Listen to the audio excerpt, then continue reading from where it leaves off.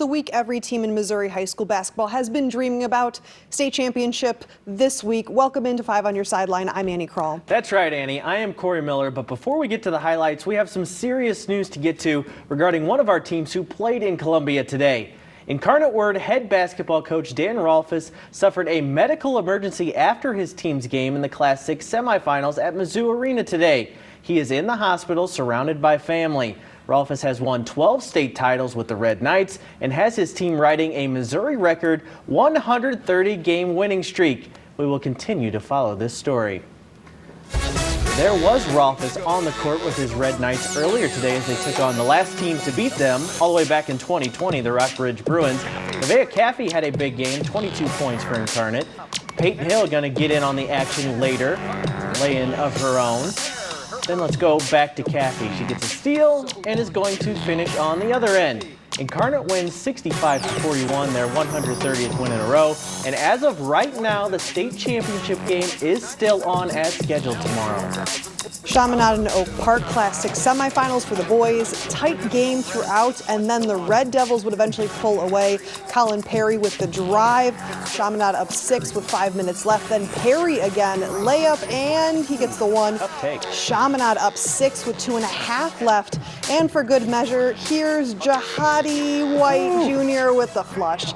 Chaminade wins 65-55. They'll play for the title tomorrow against a team you're about to see. Oh, that's a pretty good tease, Andy. Thank you. Gardner Ritter and Springfield Central in the other Class 6 semi.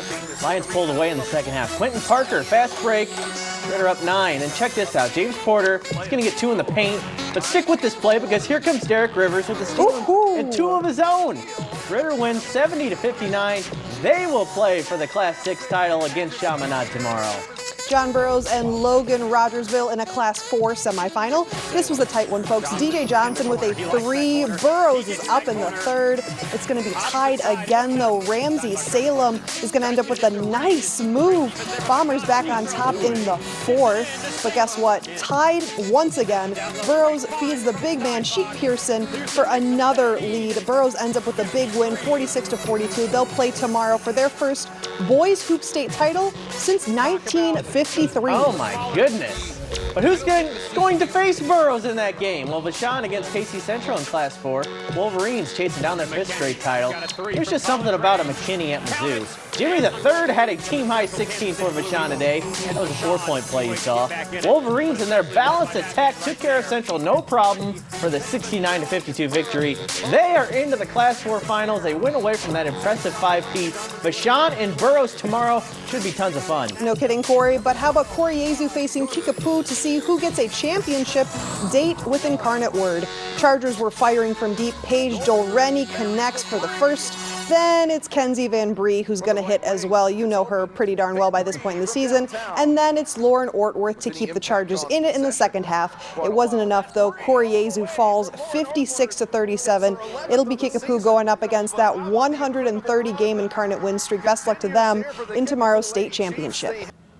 While there are some trophies to hand out tomorrow, a few local schools are already basking in that state champion glory. That's right, Corey. It has been an impressive showing for our area in Columbia, and we were there last night to see some new champions finally crowned. One of those teams was the Lift for Life Hawks. The girls brought home the Class 4 championship last night with a 75-57 win over Central Park Hills. Amaya Manuel had a team-high 19 points in the victory. It's the 2nd state championship for the program. They also won it all back in 2021. Congrats to the Lift for Life Hawks. The DeSmet Spartans made it clear from the very beginning they were bringing home the Class 5 trophy last night. Junior Dylan Duff hit first. It's going to be 5 first-quarter threes to help the Spartans climb into a commanding lead over Jefferson, and they never looked back. DeSmet hit 11 three-pointers and beat the Jays 75-56. It's the first boys basketball title for the Spartans since 1999, and this is still a young team. They aren't going anywhere, folks. I try not to look at the scoreboard. You kind of just try to keep playing the game and not worry about yourself, be unselfish, and get your guys involved. Going down every time Dylan hit a three, it just kept hyping me up, and I was like, I would get open, and I had confidence to shoot too. You know, we've been talking about this for a long time. When I first got the job here, you know, the one hashtag I put out there was, you know, mission back to tradition.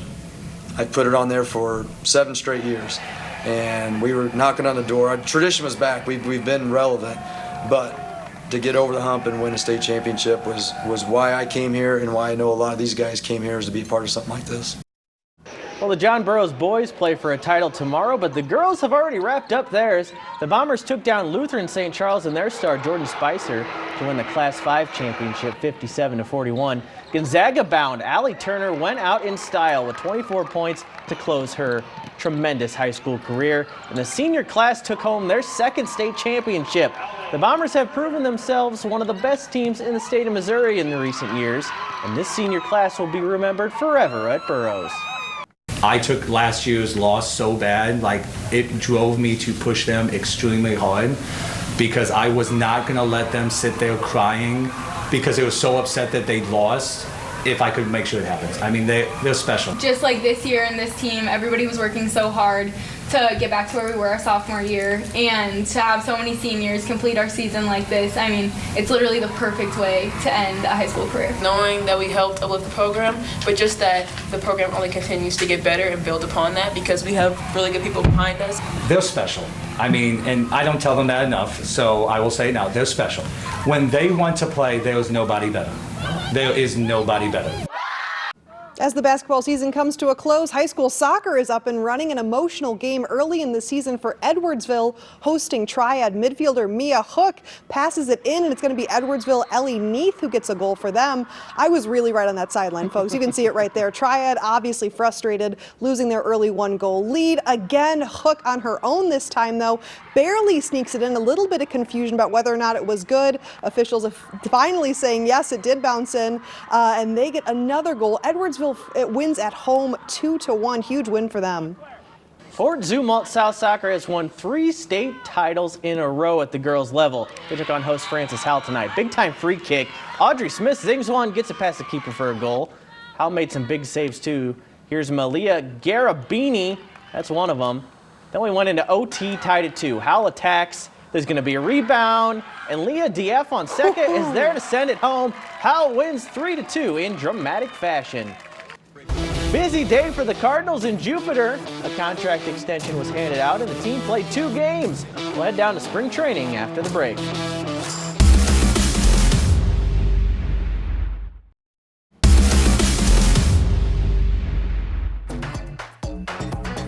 Taking flight. Card Spring Training, sponsored by Woods Basement Systems.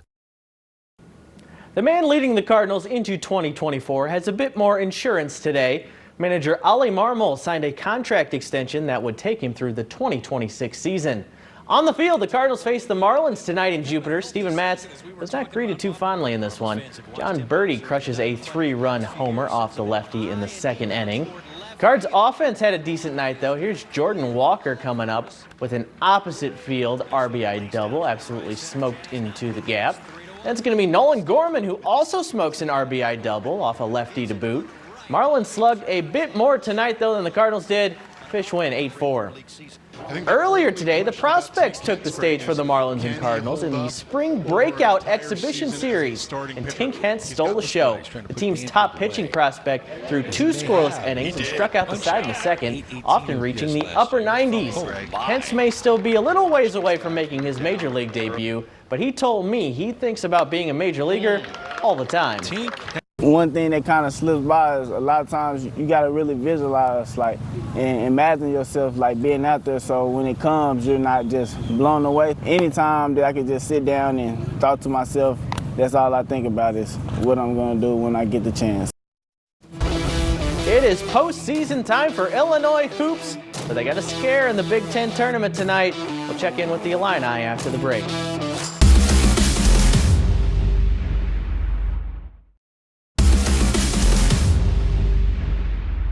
Illinois basketball is safely in the NCAA tournament, but you know they want to win the Big Ten tourney first. They took on Ohio State in the quarterfinals tonight. The Fighting Illini putting faith in Dane Danger. Here's why.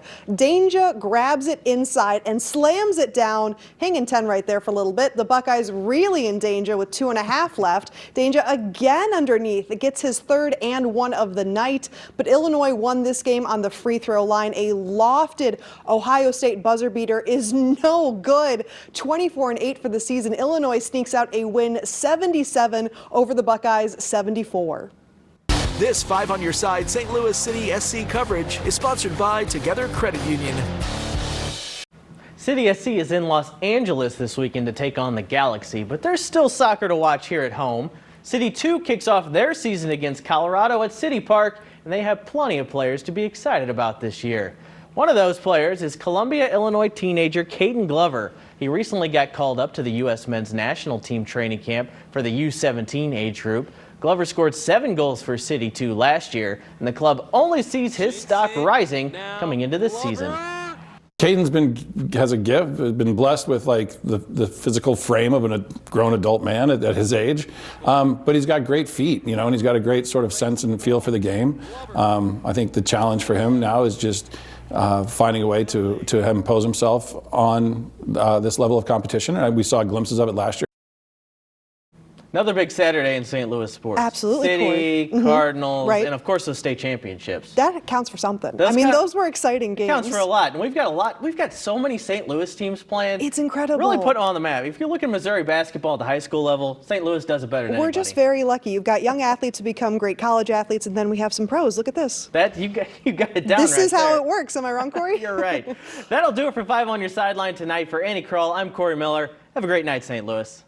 Number 3, just so long, and here you go. Caffey. Oh, makes it look so